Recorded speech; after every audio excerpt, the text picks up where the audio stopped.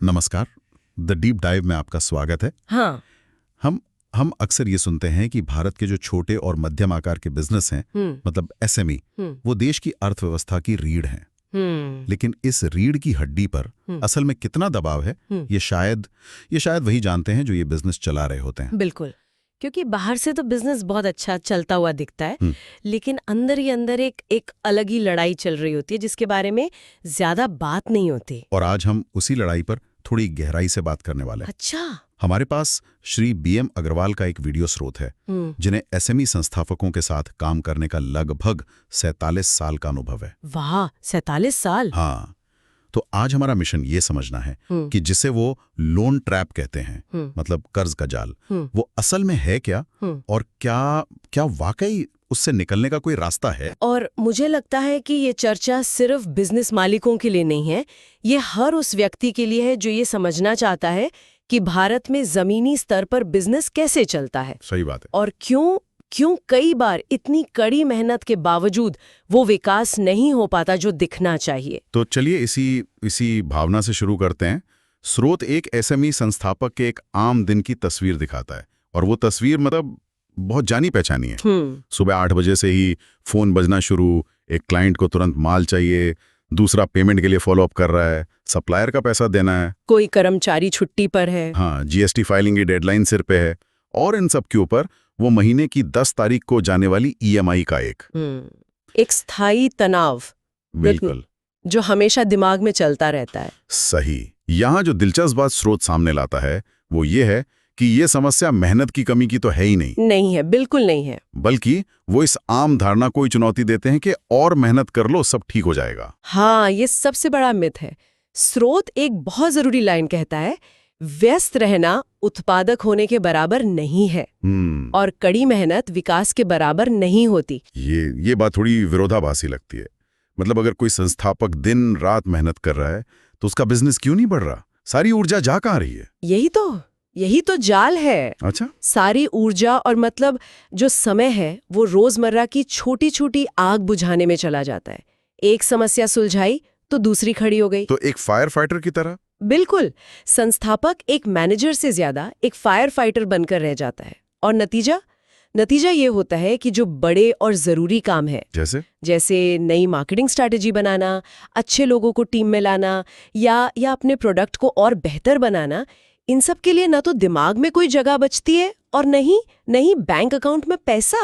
मतलब आप पहिया तो बहुत तेजी से घुमा रहे हैं, लेकिन गाड़ी वहीं की वहीं खड़ी है। एग्जैक्ट। और शायद यहीं से बिजनेस का पहिया उस लोन ट्रैप में फंसना शुरू हो जाता है, जिसका जिक्र स्रोत बार बार करता है। स्रोत कहता है कि लोन वो शुरुआत में एक दोस्त की तरह आता है। हाँ, एक मदद की तरह। वर्किंग कैपिटल मिल गया, नई मशीन आ गई, सब अच्छा है। तो फिर ये दुश्मन कैसे बन जाता है?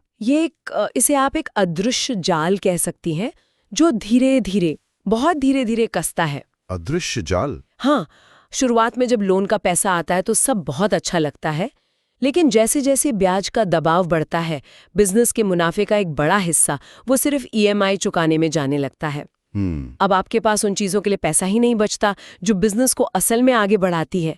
मैंने अपने अनुभव में अनगिनत ऐसे बिजनेस देखे हैं जो बहुत काबिल थे, जिनके प्रोडक्ट्स में दम था, लेकिन वो सिर्फ इस ईएमआई के चक्रव्यूह में फंस कर रह गए। और स्रोत इसमें जोखिम, मतलब रिस्क वाले पहलू पर भी बहुत जोर देता है। बिल्कुल, और ये शायद सबसे जरूरी बिंदु है। देखिए, बैंक को तो हर महीने अपनी ईएमआई चाहिए, हाँ, चाहे कुछ भी हो, चाहे आपकी बिक्री हो या ना हो, बाजार में मंदी हो या तेजी, उन्हें कोई फर्क नहीं पड़ता। सही। इसका मतलब क्या हुआ? मतलब ये कि बिजनेस का 100% जोखिम संस्थापक उठा रहा है, जबकि बैंक को अपना तय रिटर्न मिल रहा है, चाहे कुछ भी हो जाए। हाँ, ये एक ऐसा ढांचा है जो स्वाभाविक रूप से संस्थापक के खिलाफ काम करता है। धीरे धीरे ये जाल बिजनेस की विकास करने की क्षमता को ही खा जाता है। ये तो सैद्धांतिक बात हो गई, लेकिन असल जिंदगी में ये चाल दिखता कैसा है? स्रोत में इसका एक बहुत ही दमदार उदाहरण है। हाँ, राजीव जी की कहानी, ये स्रोत की एक वास्तविक केस स्टडी है। उनका बिजनेस शानदार चल रहा था, उनके उत्पाद की बाजार में अच्छी मांग थी, ग्राहक भी खुश थे, मतलब बिजनेस के जो फंडामेंटल्स होते हैं उनमें कोई कमी नहीं थी। तो फिर गड़बड़ कहाँ हुई? गड़बड़ हुई विकास की रणनीति में। बिजनेस को और बढ़ाने के लिए उन्होंने 3 अलग अलग लोन लिए। 3 लोन? हाँ, शुरू में सब ठीक लगा, बिजनेस का आकार बढ़ा भी, लेकिन सिर्फ 3 साल के अंदर हालत ये हो गई कि उनके कुल मुनाफे का 40% हिस्सा वो सिर्फ और सिर्फ ब्याज चुकाने में जा रहा था। 40%? ये तो बहुत बड़ी रकम है। बहुत बड़ी। इसका मतलब अगर वो 100 रुपए कमा रहे थे तो उसमें से 40 रुपए सीधे बैंक के पास जा रहे थे। ठीक यही हुआ। वो पैसा बिजनेस में वापस लगने के बजाय बैंक के पास जा रहा था। और इसका असर? इसका सीधा असर कैश फ्लो पर पड़ा। हाथ में पैसा ही नहीं बचता था। स्थिति इतनी खराब हो गई कि बाजार में मांग होने के बावजूद वो नए ऑर्डर लेने से कतराने लगे। क्यों? क्योंकि नए ऑर्डर पूरा करने के लिए जो कच्चा माल खरीदना पड़ता है, उसके लिए भी पूंजी नहीं थी। बिजनेस एक तरह से ठप हो गया। तो फिर इसका समाधान क्या निकला? क्योंकि यहाँ तो बिजनेस ही बंद होने की कगार पर पहुंच गया था। यहाँ जो समाधान सामने आया वो पूरी सोच को बदलने वाला था। जब राजीव जी ने स्रोत के विशेषज्ञ से संपर्क किया तो उन्होंने उनकी कंपनी की वित्तीय स्थिति का विश्लेषण किया और एक पूरी तरह से अलग रास्ता सुझाया। और वो क्या था? एक SME IPO का रास्ता। IPO मतलब इनिशियल पब्लिक ऑफरिंग। एक मिनट, IPO एक SME के लिए? ये तो सुनने में किसी जादू की तरह लगता है। हाँ। लेकिन क्या ये वाकई इतना आसान है? IPO का मतलब तो अपनी कंपनी का कुछ हिस्सा वो दूसरों को देना है, अपना नियंत्रण कम करना। कई संस्थापकों के लिए तो ये सबसे बड़ा डर होता है। आपने बिल्कुल सही और बहुत बहुत जरूरी सवाल उठाया है। ये डर स्वाभाविक है, लेकिन स्रोत यहाँ एक अलग नजरिया पेश करता है। वो कहता है कि इसे नियंत्रण कम होने की तरह मत देखिए। तो फिर कैसे देखें? इसे जोखिम साझा करने की तरह देखिए। अच्छा। जब आप लोन लेते हैं तो 100% नियंत्रण आपका होता है। लेकिन 100% जोखिम भी आपका ही होता है। बिल्कुल। इक्विटी में आप नियंत्रण का एक छोटा हिस्सा साझा करते हैं, लेकिन आप जोखिम का भी एक बड़ा हिस्सा साझा करते हैं। निवेशक आपके भागीदार बनते हैं, लेनदार नहीं। ये बहुत बड़ा अंतर है, भागीदार और लेनदार। बहुत बड़ा। अगर बिजनेस डूबता है तो उनका पैसा भी डूबता है। आपको उन्हें हर महीने एक निश्चित रकम चुकाने का कोई दबाव नहीं होता।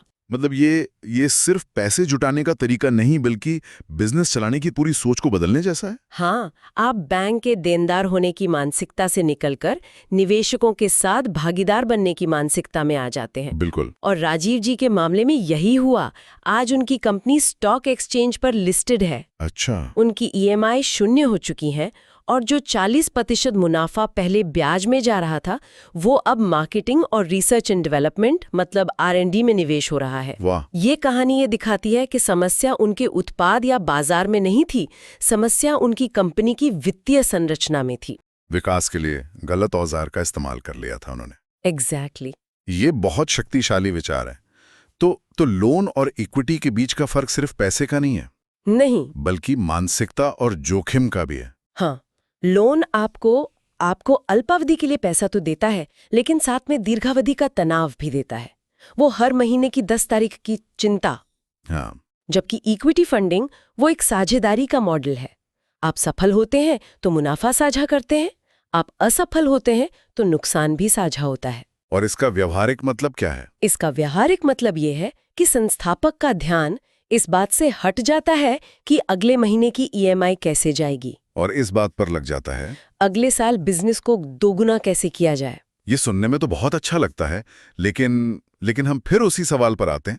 ज्यादातर SME संस्थापकों को लगता है कि IPO मतलब अपनी कंपनी को स्टॉक मार्केट में लिस्ट कराना, ये सब तो सिर्फ बहुत बड़ी हजारों करोड़ की कंपनियों के लिए है। स्रोत कहता है कि ये एक बहुत बड़ी गलतफहमी है। अच्छा। और शायद ये इस पूरी चर्चा का सबसे महत्वपूर्ण हिस्सा है। अच्छा। जो कई लोगों के लिए आंखें खोलने वाला हो सकता है। स्रोत इस बात पर जोर देता है कि भारत में अब विशेष SME IPO प्लेटफॉर्म मौजूद हैं, जैसे BSE SME और NSE इमर्ज। मतलब इनके लिए अलग प्लेटफॉर्म्स हैं? हाँ बिल्कुल। ये प्लेटफॉर्म खास तौर पर छोटी और मध्यम आकार की कंपनियों के लिए ही बनाए गए हैं, ताकि वो भी आम जनता से पैसा जुटा सकें। तो ये अब सिर्फ बड़ी कंपनियों का खेल नहीं रह गया है? नहीं, बिल्कुल नहीं। अच्छा, अगर ये मुमकिन है तो इसकी योग्यता क्या है? कौन सी कंपनियां इसके लिए पात्र हो सकती हैं? हाँ, क्योंकि असली बात तो वहीं पर अटकती है। और यहीं पर सबसे चौंकाने वाली बात सामने आती है। क्या? स्रोत के अनुसार योग्यता की शर्तें वो आश्चर्यजनक रूप से काफी सुलभ हैं। जैसे? मुख्य रूप से 3 चीजें चाहिए। पहला, आपकी कंपनी का कम से कम 3 साल का ट्रैक रिकॉर्ड हो। ठीक है। दूसरा, कंपनी पिछले कुछ सालों में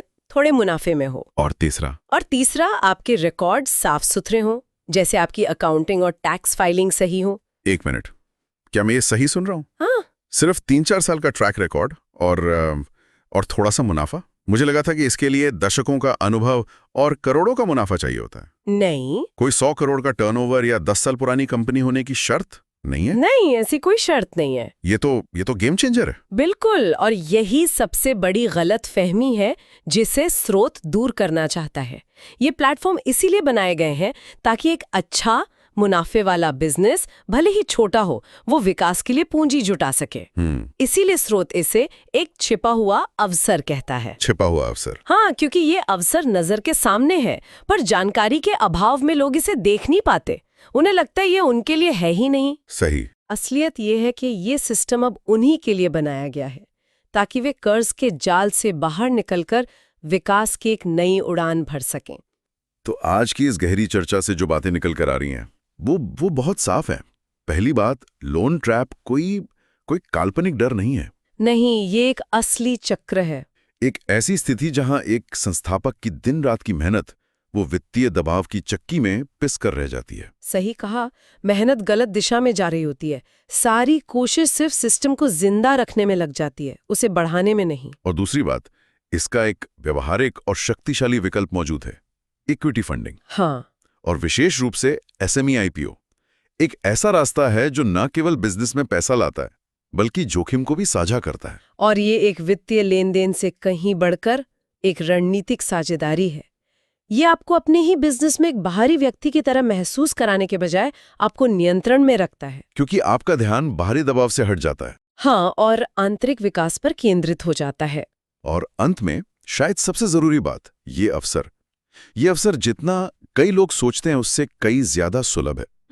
ये सिर्फ बड़ी कंपनियों के लिए आरक्षित नहीं है। नहीं, ये उन छोटे और मध्यम बिजनेस के लिए भी एक हकीकत बन चुका है जो सही इरादे और साफ सुथरे रिकॉर्ड के साथ काम कर रहे हैं। बिल्कुल। आज की चर्चा का स्रोत वो कर्ज से इक्विटी की ओर बढ़ने पर ध्यान केंद्रित करता है, जो कि एक बहुत बड़ा वित्तीय रणनीति में बदलाव है। सही। यह एक संस्थापक को कैसे भी करके बिजनेस चलाना है वाली मानसिकता से निकालकर बिजनेस को कैसे बड़ा बनाना है वाली सोच की ओर ले जाता है।